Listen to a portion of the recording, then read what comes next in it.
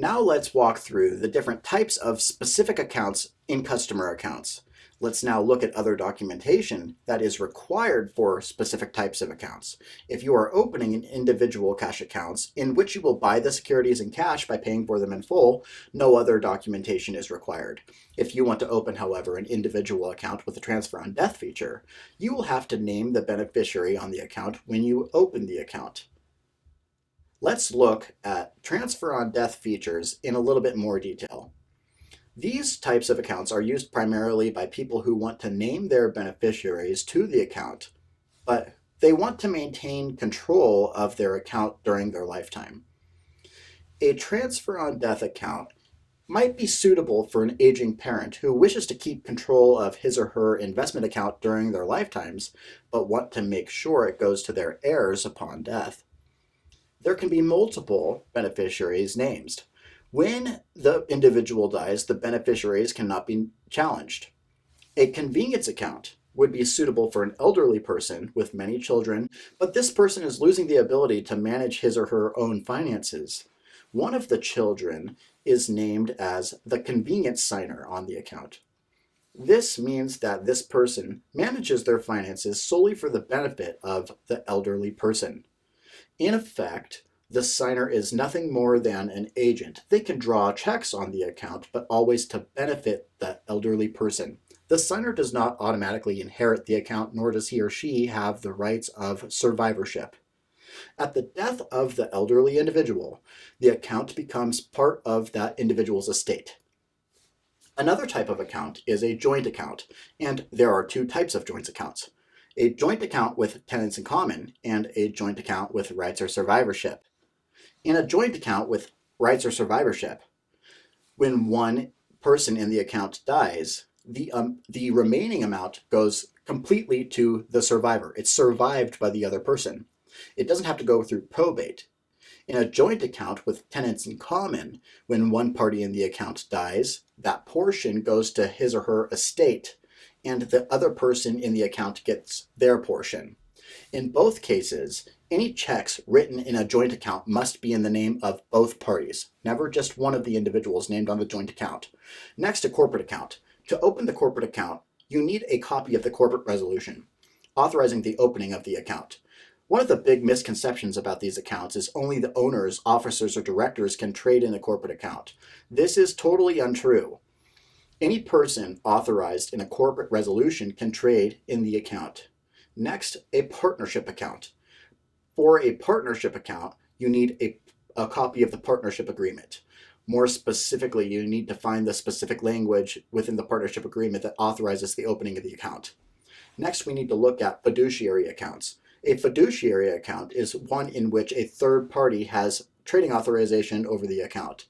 There are some blanket rules regarding these types of accounts. First, all purchases must be fully paid in cash. No margin creating will be permitted in a fiduciary account. And the person with trading authority in the account cannot reassign that trading authority to somebody else. The three types of fiduciary accounts are a trust account.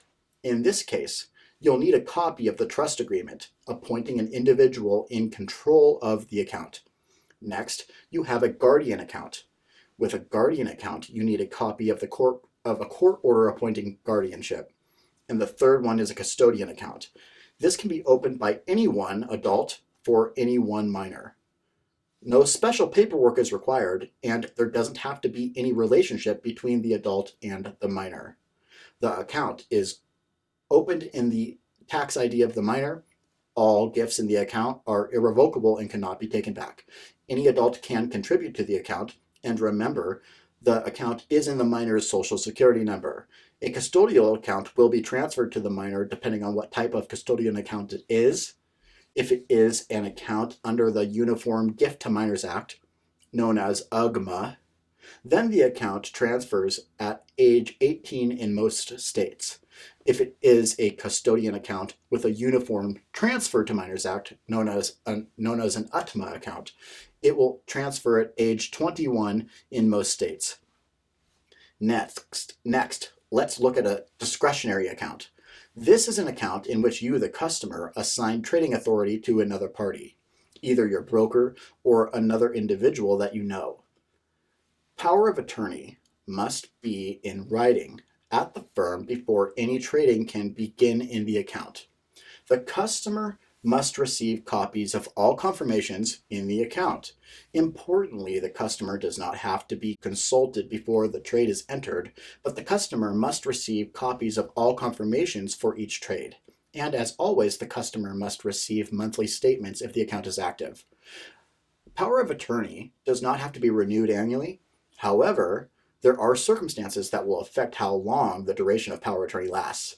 If it is a durable power of attorney and the customer becomes incapacitated, then the discretionary authority continues. If it is a non-durable power of attorney and the customer becomes incapacitated, then the discretionary authority, trading authority ends.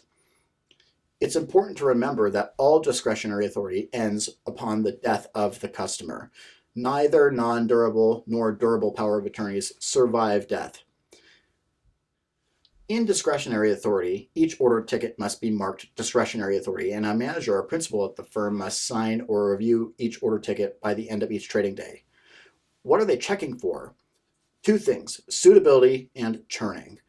Churning is trading excessive trading in the account in order to generate commissions. The manager in the account wants to make sure that the account is properly handled. Let's look at discretionary authority in a little bit more detail. When someone places an order to buy or sell a security, there are 4 elements that are part of the order: the security, the quantity, the price, and the time. A broker needs discretionary authority in order to choose the security and the quantity. You do not need discretionary authority to choose price and time. If a customer calls you up and says buy 100 shares of IBM, the customer has chosen the security and the quantity, and the broker chooses the price and time, so no discretionary authority is needed. Anytime a broker is choosing either the security or the quantity, they must have discretionary authority in the customer's account. So picking the security and the amount of the security, that would need discretionary authority. Remember, you don't need discretionary authority to choose price and time. A customer calls you up and says, hey, I'd like to buy 100 shares of FKDNX, Aggressive Growth Mutual Fund. They specified how many shares and the security. So, you'll enter the order ticket at the next best available price at the net asset value. So, price and time is not specified. You don't need discretionary authority to do that. They told you the price and they told you the security and the quantity. The broker can then execute that trade at the best price and time, next available in the market, and best for the customer. So just to reiterate, you do not need discretionary authority if a customer tells you what security they're going to buy, right? I want to buy 100 shares of the Dow Jones Industrial Average, and the quantity, right? So the security would be 100, or the DJI, and then the quantity, 100 shares. They specified the security and the quantity. You don't need discretionary authority. Price and time, well, we'll see what happens. Best available price in the market, right? Next time and date we can execute, we'll do it as soon as possible.